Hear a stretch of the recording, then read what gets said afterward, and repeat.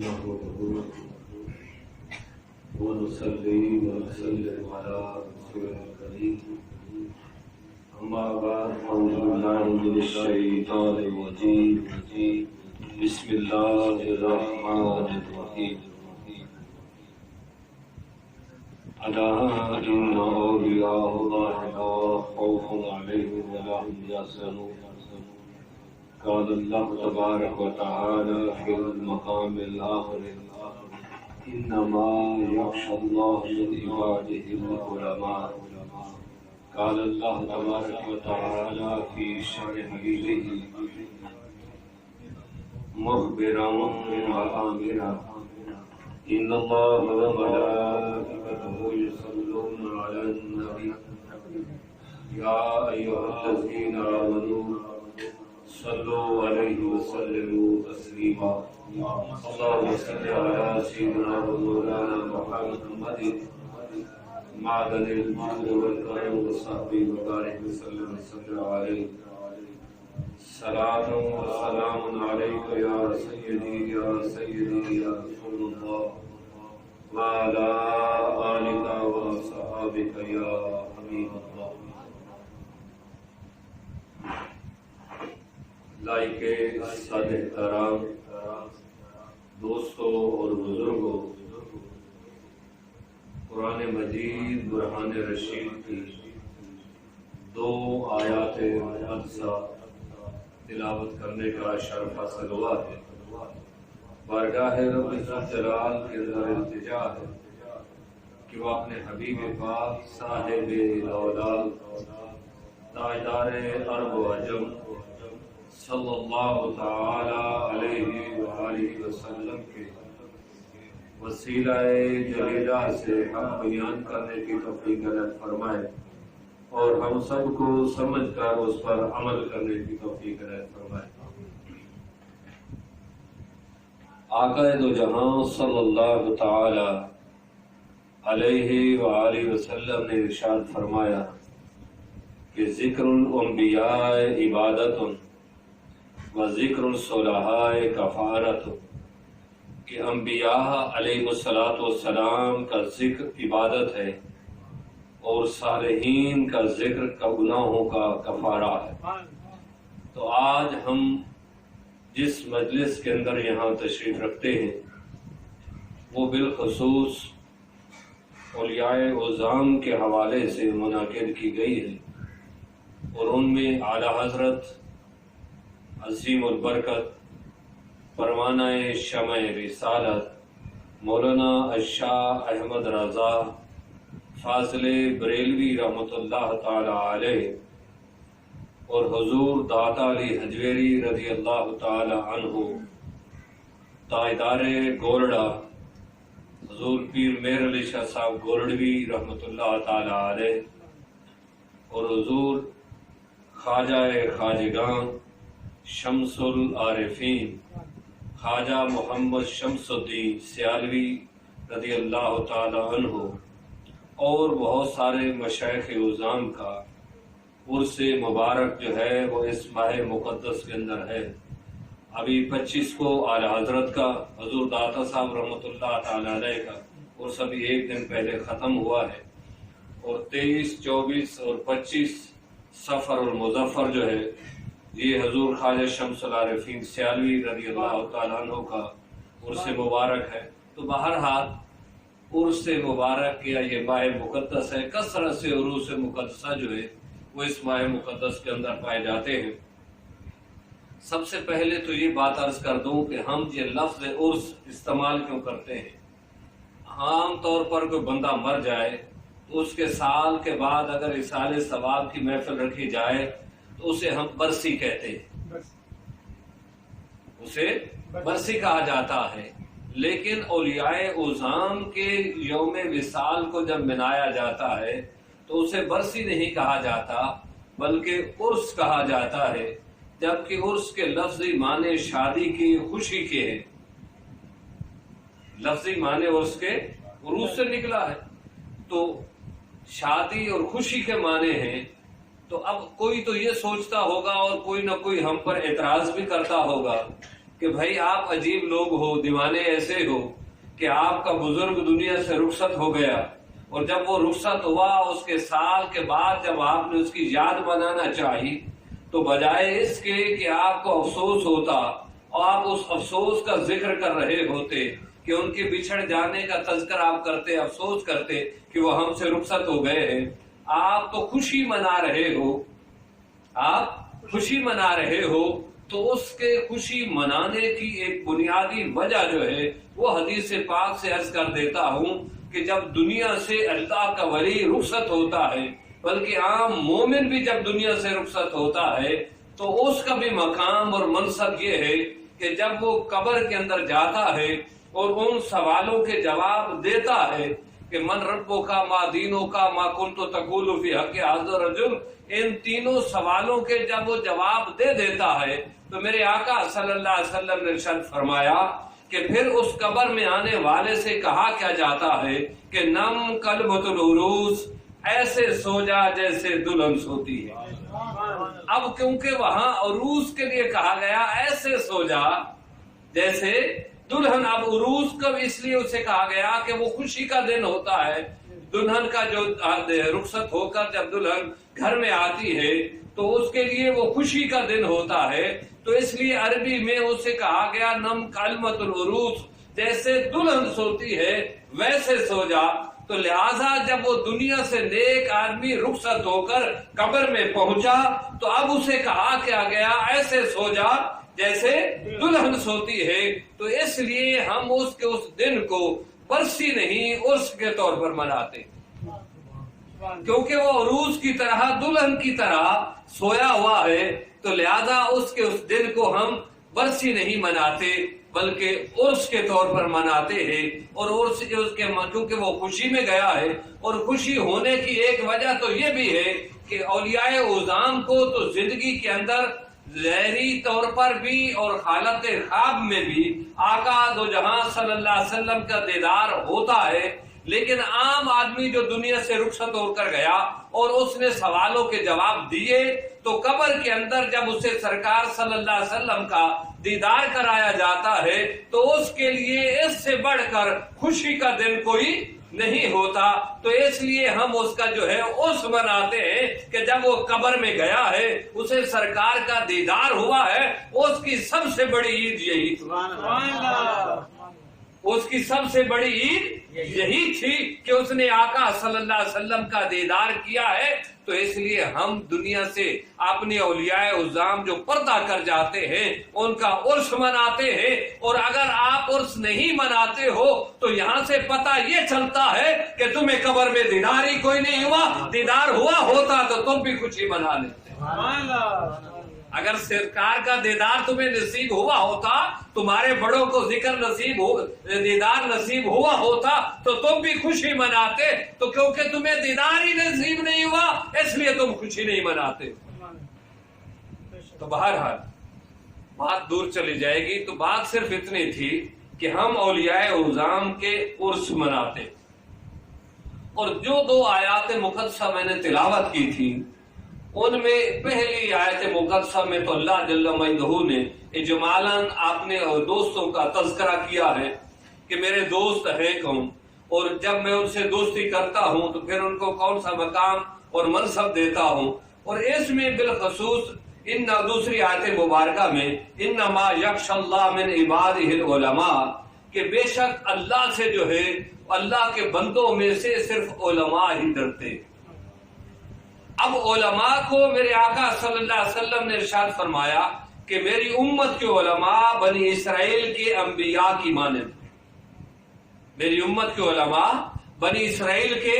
انبیاء کی مانند ہیں۔ اب یہاں صرف وہ علماء مراد نہیں ہے کہ جو صرف کتابیں پڑھ کر دارا باقی گردان کی رٹ لگا کر اور ہمارے جو ہے وہ ہمارے آ جائے، تو وہ علماء مراد نہیں ہے، بلکہ اصل میں علماء وہ ہے جو عالم با عمل ہوتے ہیں، ان کو اللہ جل مجدہ نے فرمایا کہ وہ اللہ سے ڈرنے والے ہیں، حقیقی علماء وہی ہے۔ یہ دارا باقی گردان والے جو ہے صرف یہ علماء کے زمرے میں نہیں ہے، اور ہمارے ذہنوں میں ایک چیز بیٹھ گئی ہے کہ اکثر صوفیاء کرام جو ہے اولیاء عظام جو جن کو ہم کہتے ہیں انہوں نے ظاہری کتابیں نہیں پڑھی ہوتی، لیکن حقیقتاً ان سے بڑا عالم بھی کوئی نہیں ہوتا، ان سے بڑھ کر کوئی عالم بھی نہیں تو علامہ رومی رحمت اللہ تعالی مولوی ہرگز شد مولائے روم تا وقت غلام شمس تبریزی نباشد، کہ مولوی اس وقت مولائے روم نہیں بن سکتا جب تک شمس تبریز کی غلامی اختیار نہ کر لے۔ تو مولانا روم رحمت اللہ تعالی علیہ کے پاس کیا علم کم تھا؟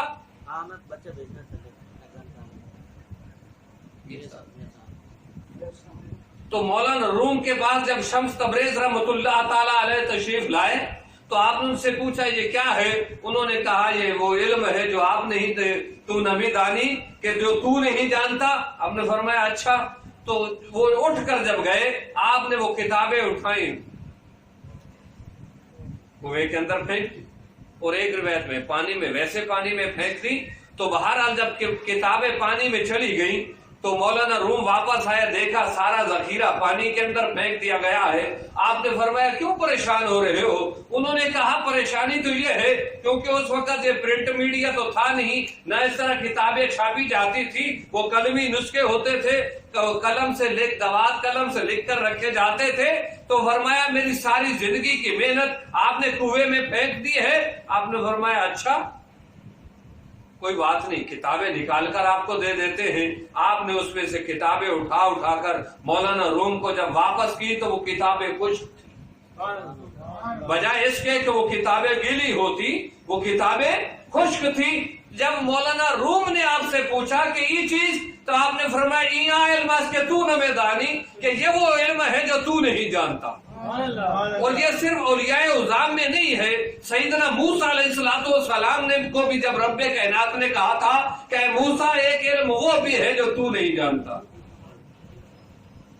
کچھ علم ایسے ہیں جو سب کو میں نے نہیں بتائے۔ تو موسیٰ علیہ السلام نے جب اس علم کو پانے کی خواہش کا اظہار کیا تو فرمایا تم میرے اس نیک بندے کی خدمت میں چلے جاؤ جو وہ علم جانتا ہے جو آپ نہیں جانتے۔ تو موسیٰ علیہ السلام اپنے خادم کو ساتھ لیا اور لے کر جو ہے خضر کی تلاش میں چل پڑے، خضر کی تلاش میں چل پڑے۔ اصل تو معاملہ خضر علیہ السلام کا تھا۔ اب خضر علیہ السلام کے بارے میں علماء کی مختلف رائے ہیں۔ ایک کی رائے یہ ہے کہ وہ نبی ہے، اور اکثر کی رائے یہ ہے کہ وہ ولی، اکثریت کی رائے کیا ہے؟ وہ ولی ہے۔ تو بہرحال آپ نے خادم کو لیا، بھونی ہوئی مچھلی بھی ساتھ لی ہوئی تھی۔ چلتے چلتے ایک جگہ پہ دریا کے کنارے بیٹھے تو وہ مچھلی زندہ ہو کر پانی میں چلی گئی۔ موسیٰ علیہ السلام چلتے رہے، آگے جب پہنچے تو خادم کو فرمایا کھانا تو بھوک لگی ہے۔ جب کھانے کے لیے کہا گیا تو خادم نے وہ روٹی تو دے دی، اور جب مچھلی کا کہا تو خادم نے عرض کی حضور وہ تو فلاں جگہ جب ہم دریا کے کنارے بیٹھے تھے تو وہیں زندہ ہو کر پانی میں چلی گئی تھی۔ تو فرمایا اصل میں وہی جگہ ہے جہاں جس سے ہم نے ملنا ہے، اصل جگہ وہی ہے کہ جہاں مچھلی زندہ ہو کر پانی میں چلی گئی ہے۔ تو یہاں سے پتہ یہ چلتا ہے کہ جہاں اللہ کے ولی جلوہ گر ہوتے ہیں وہاں اللہ زندگیاں عطا کرتا ہے، مردے بھی وہاں آ کر زندہ ہو جاتے ہیں۔ تو جس جگہ پر اللہ کے ولی کا ٹھکانہ ہو وہاں آ کر مردے کو زندگی نصیب ہو جاتی ہے۔ اب وہ زندگی دو قسم کی ہے، ایک تو وہ جو ہے جو ظاہری طور پر حیات ہے، ایک وہ بھی مل جاتی ہے، ایک روحانی حیات ہے جو بندے کو روحانی طور پر وہ فنا ہو چکا ہوتا ہے، جب وہ اللہ کے ولی کی بارگاہ میں جاتا ہے تو اسے روحانی حیات مل جاتی ہے، وہ نئے سرے سے زندہ ہو جاتا ہے، اسے اللہ جل مجدہ نے زندگی عطا فرما دیتا ہے۔ تو بہرحال دونوں صورتوں میں چاہے وہ روحانی زندگی ہو یا جسمانی زندگی ہو، دونوں زندگیاں اللہ کے ولیوں کی بارگاہ سے ملتی۔ تو بہرحال اب خضر علیہ السلام کا اور موسیٰ علیہ السلام کا واقعہ قرآن نے بیان کیا۔ جب وہ کشتی توڑی وہ بھی، جب دیوار بنائی وہ بھی، جب بچے کو قتل کیا وہ بھی۔ تینوں معاملات ہوئے، لیکن اللہ کا نبی ہر معاملے میں جب بولتا رہا کہ یہ کیوں کیا، اچھی خاصی نئی کشتی تھی توڑ کیوں دی، کہا تیرے ساتھ معاہدہ یہ تھا کہ آپ کوئی سوال نہیں کریں گے، میں جو کرتا جا رہا ہوں چپ کر کے اسے دیکھتے جاؤ۔ کہا اچھا ٹھیک ہے۔ جب بچے کو زندہ کیا پھر پوچھ لیا کہ مردہ اس کو قتل کر دیا گیا، تو پھر پوچھ لیا کہ یہ اس معصوم کو آپ نے کیوں قتل کر دیا؟ فرمایا جب میں نے کہا تھا کہ آپ میرے معاملے میں بولیں گے نہیں۔ کہا اچھا ٹھیک ہے، نہیں بولتا۔ چلتے آگے جا کر ایک دیوار گری ہوئی تھی، اس دیوار کی تعمیر کی، اور لوگوں محلے والوں نے، گاؤں والوں نے جو آپ کے ساتھ رویہ اختیار کیا، پانی تک نہیں پوچھا۔ موسیٰ علیہ السلام کو بھوک لگی تھی، جب کہا کہ بھوک لگ، چلو محلے ہم یہ دیوار بنا رہے ہیں، اس کے بدلے میں ان سے کچھ لے کر کھانے کا بندوبست ہو جائے گا۔ آپ نے وہ فی سبیل اللہ دیوار بنا دی۔ جب دیوار بن گئی تو پھر موسیٰ علیہ السلام سے رہا نہ گیا کہ ان کا رویہ تو ہمارے ساتھ یہ تھا اور آپ نے یہ مفت میں دیوار بنا دی ہے۔ فرمایا اب تیری اور میری راہیں الگ الگ ہے، میں نے کہا تھا کہ میرے معاملے میں بولنا نہیں ہے۔ تو بہرحال جب موسیٰ علیہ السلام نے پوچھا، فرمایا بتا دیتا ہوں کہ یہ تینوں وجوہات کیا تھی، تینوں معاملات کی، کیوں میں نے یہ کام کیا ہے۔ کیونکہ رب نے کہا تھا کلیم کو ایک علم وہ ہے تو آپ بھی نہیں جانتے، تو یہاں پر بھی وہ علم بھی ہے جو یہ کتابی ملا جانتے نہیں ہے۔ کتابوں کی حد تک تو وہ محدود علم ہے، اور جو کتابوں سے ہٹ کر ہے وہ لامحدود ہے، اس کی حد ہی کوئی نہیں۔ اس لیے کہ حضور شیخ الاسلام والمسلمین قمر الملت والدین خواجہ خواجگاں خواجہ محمد قمر الدین سیالی رحمت اللہ تعالی علیہ ارشاد فرماتے ہیں کہ اللہ کا ولی جو ہے وہ لوح محفوظ کو دیکھ کر عمل کرتا، وہ صرف کتاب کے مطابق نہیں بلکہ لوح محفوظ پر جو کچھ لکھا ہوتا ہے اسے دیکھ رہا ہوتا ہے اور اس کے مطابق عمل کرتا۔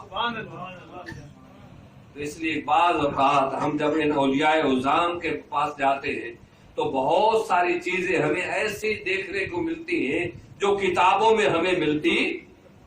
نہیں ہے۔ تو بہرحال اب موسیٰ علیہ السلام نے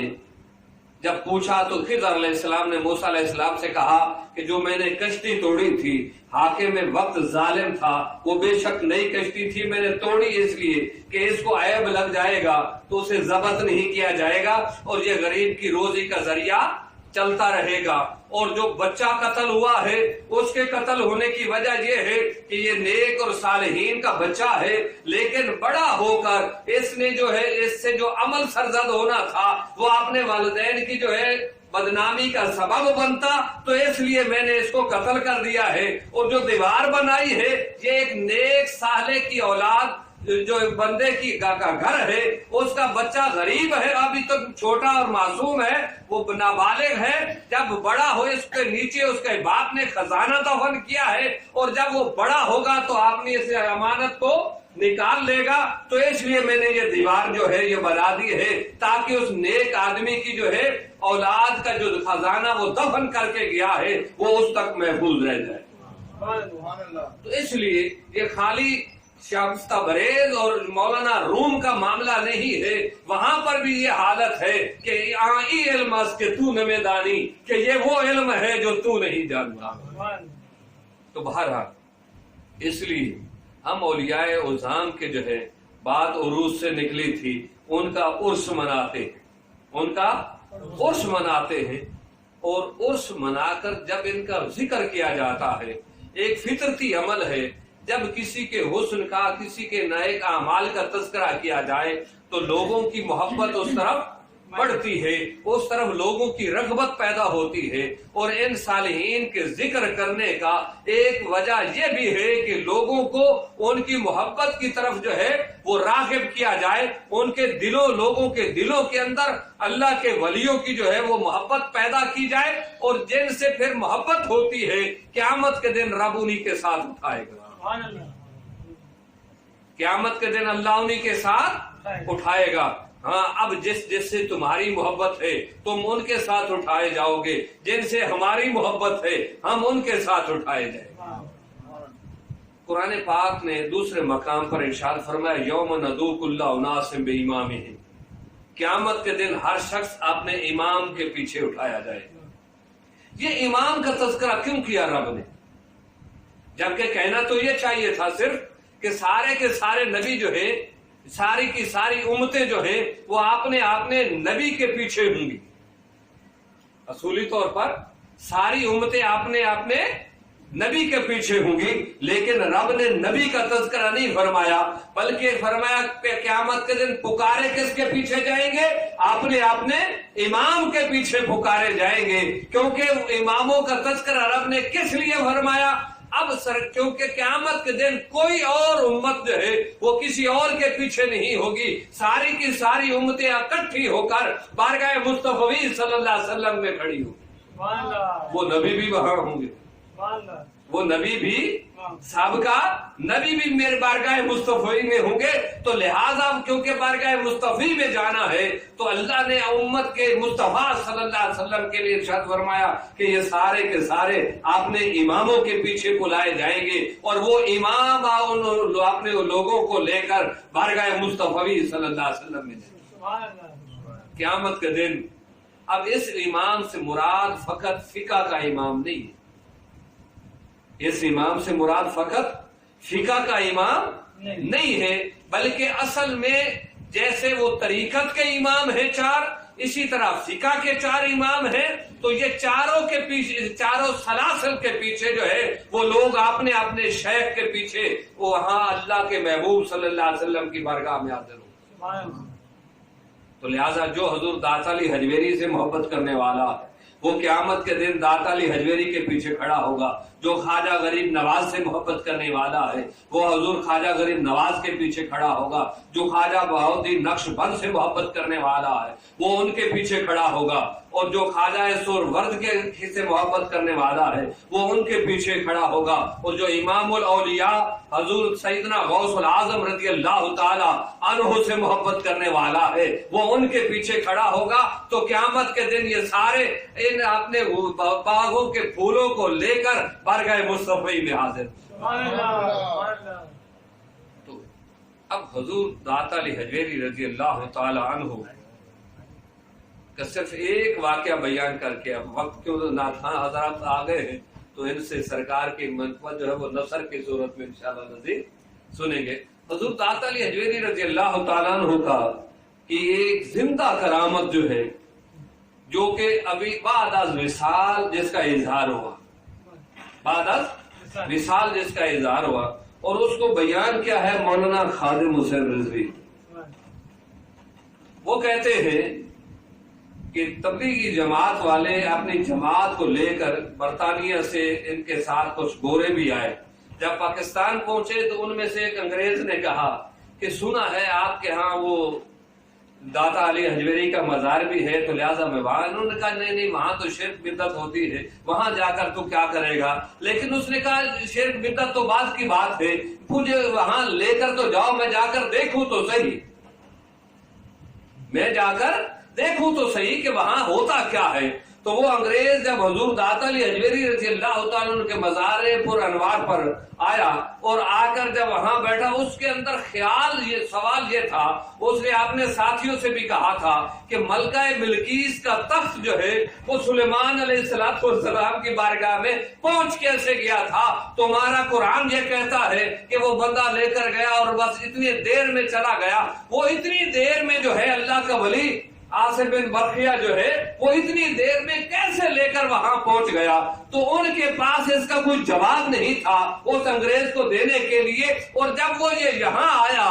تو وہاں آ کر جب حضور داتا علی حجویری کے مزار پر انوار پر اس نے حاضری دی، وہاں ایک درویش بیٹھے ہوئے، درویش اصل میں وہ داتا صاحب بتاتے خود،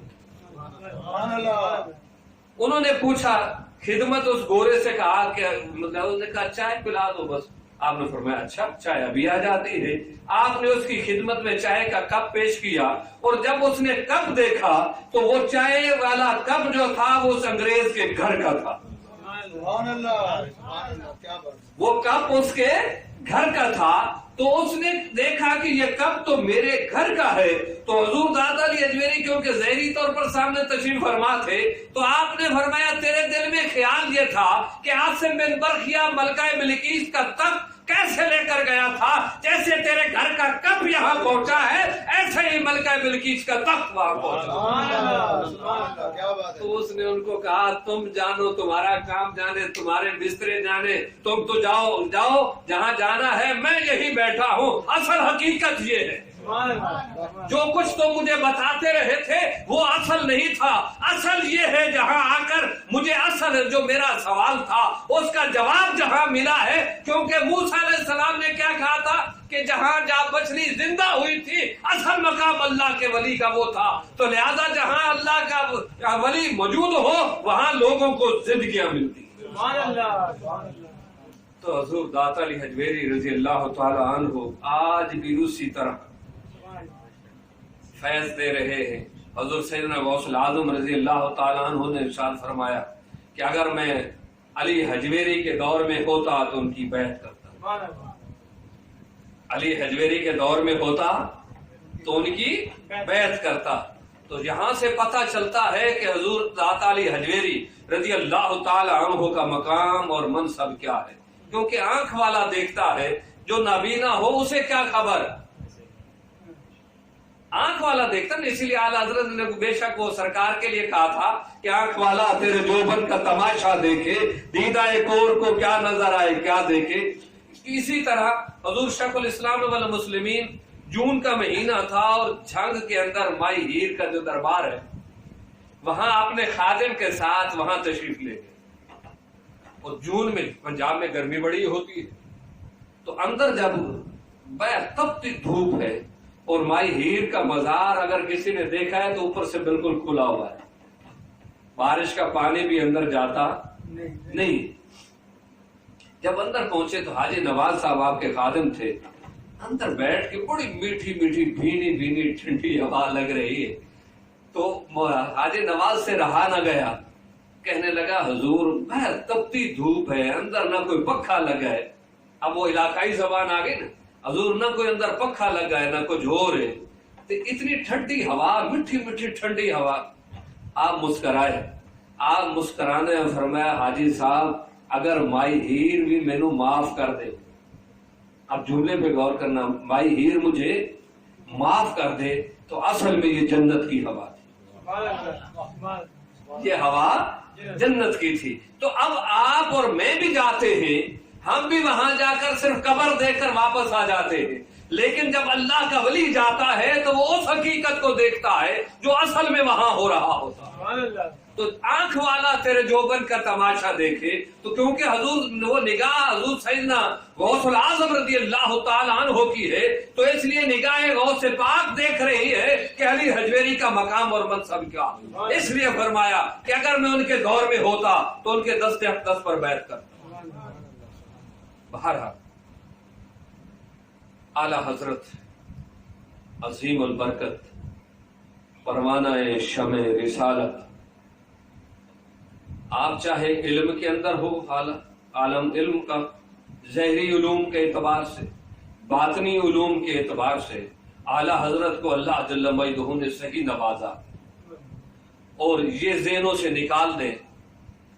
کہ کچھ لوگ آپ کو کہتے بھی ہوں گے کہ اعلی حضرت مدرسہ دیوبند میں پڑھتے رہے ہیں. مدرسہ دیوبند کی اس وقت تک بنیاد ہی نہیں پڑی تھی جب اعلی حضرت نے پہلا فتویٰ دیا. مدرسہ دیوبند کی بنیاد ہی نہیں پڑی تھی. 1980 کے اندر 100 سالہ جشن دیوبند منایا گیا ہے. 1980 کے اندر 100 سالہ جشن دیوبند منایا گیا ہے. تو اس کا مطلب یہ ہوا 1880 میں دیوبند کی بنیاد پڑی، 1980 میں اس کے 100 سال پورے ہوئے اور جس کی صدارت مسز گاندھی نے کی تھی. اب اس بحث میں تو ہم نہیں پڑھتے، وہ اللہ جنت میں جگہ تھا فرمایا مولانا اکرم رضوی علیہ رحمت کو، تو وہ ایک بڑا جملہ فرمایا کرتے تھے کہ اتے ساڑی تے تلے داڑھی. اب بات سمجھ گئے نا، یہ کیونکہ صدارت کر رہی تھی تو یہ اوپر بیٹھی ہوئی تھی، مولوی سارے نیچے تھے، تو وہ ایک جملہ یہ کہتے تھے. بہرحال تو اعلی حضرت نے سب سے پہلا فتویٰ جو طلاق پر دیا وہ آپ کی عمر مبارک 13 برس تھی جب آپ نے پہلا فتویٰ دیا. اور علم کا عالم یہ تھا کہ جب 4 سال کی عمر کے بعد آپ کے والد گرامی آپ کو پڑھانے کے لیے لے گئے تو الف با تا سات جو قاری صاحب پڑھاتے ہیں، جب وہ پڑھانا شروع کیا تو لام جب پڑھائی تو لام پہ معاملہ گڑبڑ ہو گیا. اعلی حضرت وہاں پڑھے نہیں لام کو. تو بہرحال آپ کے والد گرامی نے جب کہا تو انہوں نے لام پڑھ تو لی، لیکن جب وہ اٹھ کر چلے گئے قاری صاحب جو آپ کے استاد محترم تھے، تو اس کے بعد آپ نے اپنے دادا سے کہا کہ الف اور لام جو ہے یہ دونوں اس طرح کیوں پڑھائے جاتے ہیں. تو آپ کے دادا نے جب سوال کیا تو ہم نے فرمایا کہ یہ لام اور الف جو ہے یہ دونوں ایک دوسرے کا لازمی جز ہیں، یعنی اس ایک دوسرے کا قلب ہے. لام الف کا قلب ہے اور الف لام کا قلب ہے، تو اس لیے دونوں کے اندر لام بار بار آتی ہے. تو اس کے اندر 2 جگہ پر الف میں بھی جب الف کو پڑھتے ہو تو الف لام فا، وہاں بھی الف، اور لام کو جب پڑھتے ہو تو الف لام میم. الف جب لام کو پڑھا جاتا ہے تو یہ خالی لام اس طرح نہیں لکھا جاتا، لام الف میم، لام میم. تو اس لیے فرمایا ادھر بھی الف آ جاتا ہے، ادھر لام چلا جاتا ہے، تو الف اور لام دونوں ایک دوسرے کے قلب ہیں. بہرحال یہ ایک علمی بحث تھی. تو اعلی حضرت رحمت اللہ تعالی علیہ نے کہ علمی اعتبار سے چاہے وہ علم ریاضی ہو، علم نجوم ہو، کسی کے اندر بھی آپ اپنا ثانی نہیں رکھتے. تو بہرحال اللہ نے یہ کمال آپ کو عطا فرمایا. اور شرف آداب سادات کا یہ عالم ہے کہ حضور اعلی حضرت رحمت اللہ تعالی علیہ نے ایک جگہ پر خطاب کرنا تھا اور اس وقت پالکی کے اندر علماء کو اٹھا کر لے جایا جاتا تھا. تو آپ کو پالکی کے اندر اٹھا کر لے جانے والے 2 آدمی جب انہوں نے پالکی اٹھائی چند قدم چلے تو آپ نے فرمایا پالکی رکھ دو اور مجھے بتاؤ تم میں سے سید کون. اب وہ مزدوری تو ہر ایک کرتا ہے، سادات میں سے بھی ہے جو محنت مشقت کرتے ہیں. تو ان کا حضور میں ہوں، میرا کام یہی ہے، میں مزدوری یہی. آپ نے فرمایا ٹھیک ہے، لیکن اب مجھے اس کا تقاضا یہ ہے کہ اب آپ پالکی کے اندر بیٹھو اور میں آپ کو اٹھا کر لے جاؤں. کہ اگر کل قیامت کے دن مجھ سے سرکار صلی اللہ علیہ وسلم نے پوچھ لیا کہ احمد رضا تو میرے نواسوں کے کندھوں پر سوار ہو کر وہاں گیا تھا، تو سرکار کو جواب کیا دوں؟ اور یہاں سادات کا یہ عالم ہے، اور جو ہمیں ادب سکھایا گیا سادات کا. حضور شیخ الاسلام والمسلمین خواجہ خواجگان خواجہ محمد قمر الدین سیالوی رحمت اللہ تعالی علیہ جہلم کے اندر خطاب فرما رہے تھے، اور اس مسجد کے امام جو تھے وہ سید زادے تھے. ان سے نماز کے دوران غلطی ہو گئی اور وہ نماز انہوں نے پڑھا دی. جب نماز سے فارغ ہوئے تو مقتدیوں نے حضور شیخ الاسلام کے کانوں میں کہنا شروع کر دیا کہ نماز تو کوئی نہیں ہوئی، مولوی صاحب کو شاہ صاحب کو غلطی ہو گئی. تو آپ تھوڑی دیر خاموش رہے اور اس کے بعد شاہ صاحب سے باتوں میں لگ گئے، اور باتیں کرتے کرتے شاہ صاحب سے کہا کہ شاہ صاحب آپ نے نماز پڑھائی ہے، لیکن دل یہ چاہتا ہے کہ ایک دفعہ یہ نماز دوبارہ پڑھا دو نا، بڑا مزاج ہے، ایک دفعہ نماز اور پڑھا دو. تو شاہ صاحب فرمانے لگے حضور شک تو مجھے بھی پڑا تھا کہ مجھ سے نماز کے اندر غلطی ہو گئی ہے، نماز نہیں ہوئی، لیکن آپ نے یہ نہیں کہا کہ آپ نے نماز پڑھائی ہے اور اس کے اندر یہ غلطی ہو گئی، بلکہ فرمایا نماز آپ نے بہت اچھی پڑھائی، اور اگر ایک مرتبہ اور پڑھا دو شاہ جی تو مزہ آ جائے. تو یہ وہ ادب کا تقاضا ہے کہ سادات کا احترام اعلیٰ حضرت نے کیسے کیا، حضور شیخ الاسلام. اور آپ نے پیر خانے کا ادب تو اتنا کرتے، پیر خانے کا ادب کا عالم یہ تھا کہ آپ کو بلایا گیا، آپ کے شیخ نے خواجہ حامد توسی رحمت اللہ تعالی علیہ نے جب آپ کو یاد فرمایا تو آپ وہاں تشریف لے گئے. وہاں سے پتہ چلا کہ خواجہ صاحب جو ہیں وہ مہار شریف تشریف رکھتے ہیں، تو آپ مہار شریف وہاں پہنچ گئے، اور جب مہار شریف پہنچے تو پتہ چلا کہ آپ واپس تو شریف چلے گئے. آپ واپس توسا شریف تشریف لے گئے ہیں تو لہذا آپ واپس آ گئے. جب توسا شریف پہنچے تو رات ہو چکی تھی اور آپ کے شیخ جو ہے خواجہ حامد توسی رحمۃ اللہ تعالی علیہ آپ اپنے کمرے میں تشریف لے جا چکے تھے، تو لہذا آپ ان کے کمرے کے دروازے کے سامنے کھڑے ہو گئے. رات ساری رات بارش ہوتی رہی اور اس بارش کے دوران آپ وہیں کھڑے بیٹھے رہے. جب صبح کا وقت ہوا تو ایک خادم نیچے اترا، اس نے آ کر جب دیکھا تو حضور شیخ الاسلام دروازے پر بیٹھے ہوئے تھے. واپس دوڑ کر جا کر خواجہ حامد علیہ رحمت سے کہا کہ حضور آپ کا غلام آپ کے دروازے پہ بیٹھا ہوا ہے، فرمایا جلدی سے اسے بلاؤ. تو حضور شیخ الاسلام علیہ رحمت کو جب آپ کے ہاں بلایا گیا تو باقی جو راز کی باتیں ہوئی وہ تو وہی جانتے ہیں. اتنی دیر میں خواجہ اعلی بخش توسوی جو ہے وہ تشریف لائے. انہوں نے آ کر کہا کہ خواجہ حامد سے کہ آپ سارے میرے مرید لے لیں، آپ سارے میرے مرید لے لیں، جتنے میرے مرید ہیں وہ سارے لے لو، جتنے خلفاء ہیں وہ سارے لے لو، بس ایک قمر الدین مجھے دے دو. تو خواجہ حامد نے فرمایا کہ اللہ بخش یہی تو سودا میرا خسارے کا ہے، کوئی بھی ایک ایسا نہیں ہے جس کی قیمت قمر الدین جیسی، کوئی ایک بھی ایسا نہیں ہے کہ جس کے بدلے میں قمر الدین کے بدلے میں جو تجھ سے میں لے لوں، کوئی ایک قمر الدین کے پائے کا. تو یہ ادب کا عالم یہ تھا کہ ساری رات وہاں آپ کھڑے رہے، بیٹھے رہے دروازے کے آگے. حالانکہ ساتھ مطلب آرام گاہ تھی آپ کی، آپ وہاں جا سکتے تھے. خادم نے کئی مرتبہ کہا، فرمایا نہیں میرے پیر کا حکم ہے،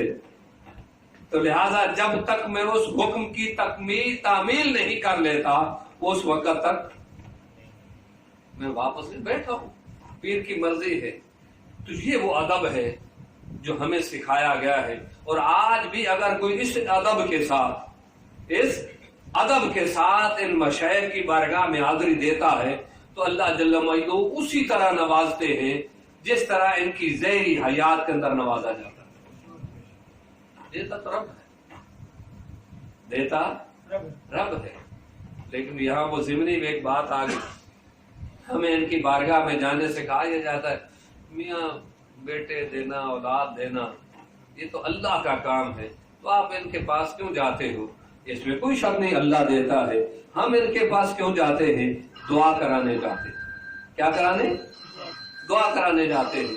اور اس دعا کے اٹھے ہوئے دعا کے ہاتھ جو ہے ان کے بدلے میں اگر رب ہمیں دے دے تو قرآن بھی یہی کہتا ہے کہ قرآن پھر یہ نہیں کہتا کہ یہ اس نے، بلکہ جب عیسیٰ علیہ السلام کی والدہ مائدہ حضرت مریم کے پاس جبریل علیہ السلام آئے تھے تو جبریل نے یہ نہیں کہا،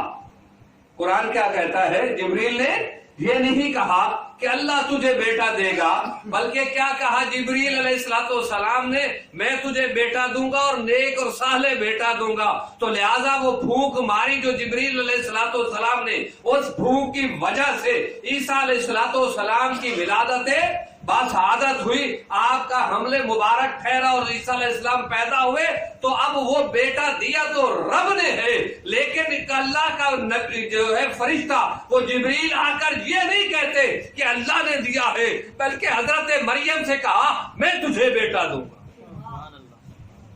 اب حضرت جبریل علیہ السلام نے اس کی نسبت مجازی جو ہے وہ اپنی طرف کی ہے. تو لہذا جب ہم ان کی بارگاہ میں جاتے ہیں اور یہ دعا کرتے ہیں یا پھونک مار دیتے ہیں، اس کے بعد جب رب اولاد دیتا ہے تو ہم بھی اس کی نسبت مجازی اس بزرگ کی طرف کر دیتے ہیں کہ یہ پیر بخش ہے یا یہ پیر بخش ہے کہ پیر نے دیا ہے، اس کی بخشش کی ہوئی ہے. تو وہ نسبت مجازی اس طرف ہوتی ہے، اصل مفہوم اور مقصد یہ نہیں ہوتا، بلکہ اصل میں دیتا اللہ. تو بہرحال اللہ جل مجدہ ہمیں اولیاء اعظام کی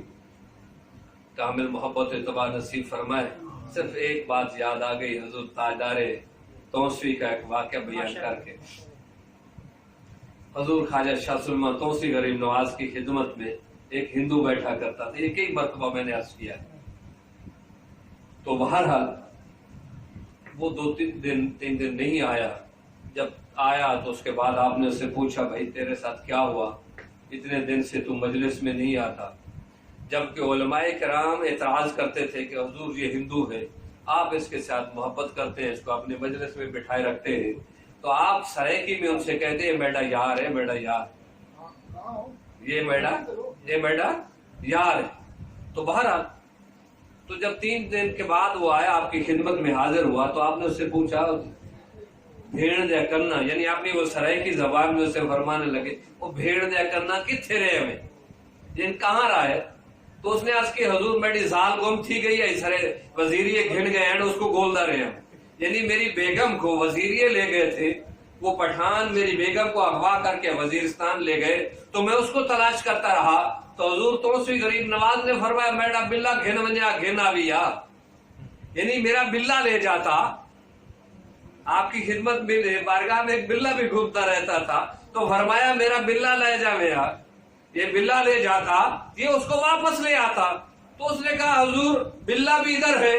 اور میدان بھی ادھر ہے، تو آپ نے فرمایا اچھا ٹھیک ہے۔ تو وہ اٹھ کر جب اپنے گھر گیا تو جو ہی گھر کے اندر داخل ہوا تو دروازے پر دستک ہوئی،